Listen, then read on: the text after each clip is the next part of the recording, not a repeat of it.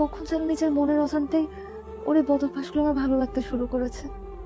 ছেলেরা এমন একটা অগোছালো থাকে, তাদেরকে ভালোবেসে গুছিয়ে দিতে হয়। আপনি বাবার সাথে ঝামেলাটা মেটায় ফেলেন। সংসার আদি করতে গেলে একটু একটা তো হয়। ঠিক আছে, আমি যাবো। রাহাত, তুমি? ডকুমেন্টস আছে, আমাকে নিতে আসছি। রাহাত, আশা, আমি তোমার সাথে কথা বলতে চাই না Asha. So don't talk with me. আচ্ছা এসেছো যখন অন্তত এক কাপ চা খেয়ে যাও। তোমার জন্য চা বানিয়েছিলাম। চা খাবো না। রাহাত, প্রিয় মানুষের শূন্যতা থেকে অভিমান করে চলে যাবার পর আমি তোমার শূন্যতা অনুভব করেছি। প্রত্যেকটা পদক্ষেপে আমি তোমার প্রয়োজনীয়তা অনুভব করেছি। আমি তোমাকে দরকার রাহাত। আমি আমার অভ্যাসগুলো তোমার উপর জোর করে চাপিয়ে দিয়েছি।